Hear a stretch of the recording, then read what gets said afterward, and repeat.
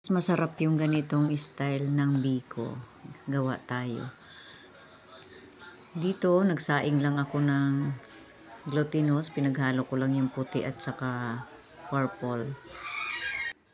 At ito na nga, luto na, kaya gumagawa na ako ng arnibal para sa ating biko. Biko lang to pero masarap to. Tsaka cute, pwedeng pambaon. Lalo na pag may picnic. Ayan, lagay lang ako ng konting vanilla. At saka naglagay ako ng isang piraso lang na kalamansi. Pantanggal din sa umay ito.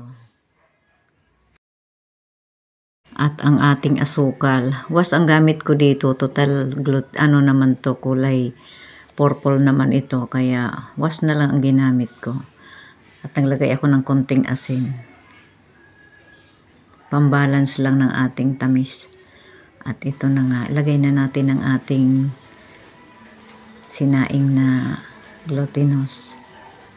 Ayan, di ba ang ganda ng kulay? Ayan, haluin lang natin ang haluin hanggang sa makot lahat ng ating arnibal, ang ating malagkit.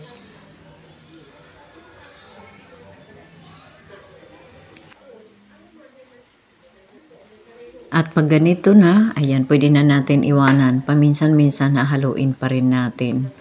Ayan, iwanan, hahaluin, iiwanan, hahaluin. Hanggang sa maging makunat-kunat na siya para hindi panisin. Matagal yan siya, kahit 3 araw hindi siya mapapanis, promise.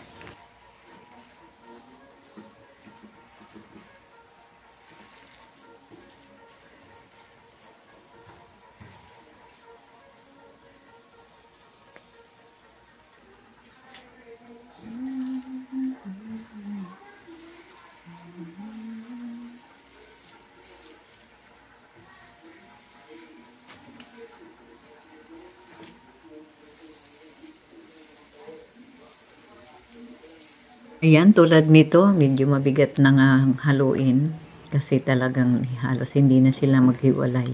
Kaya nga pag nagluluto tayo ng malagkit, mas maganda talaga. Gagamit tayo ng non-stick pan, non-stick na ating sandok para mas magandang halo. Malamig-lamig na, kaya nagtakal-takal na ako ng 1/4 cup. At atin ito ay lalagyan mamaya ng ating cheese. Ayan. Cheese ang aking ilalagay. Yan ang request ng anak ko. Pero nagluto ako ng latik para sa may gustong sa latik. Ako kasi gusto ko yun. Kaya yung iba, lalagyan ko lang ng latik. Yun ang sa akin.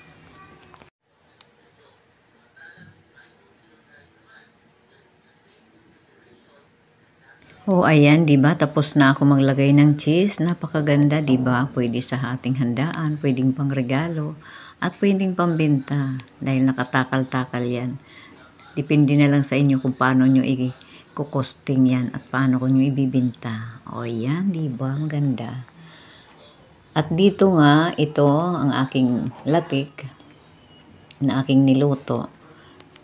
Kaya yung bawas na, nilaglagay naman ako ng latik katulad niyan. Oh, iyan kasi ang gusto ko, latik lang. Hindi yan mapapanis, promise. At muli ang inyong Nanay Susan. Bye-bye.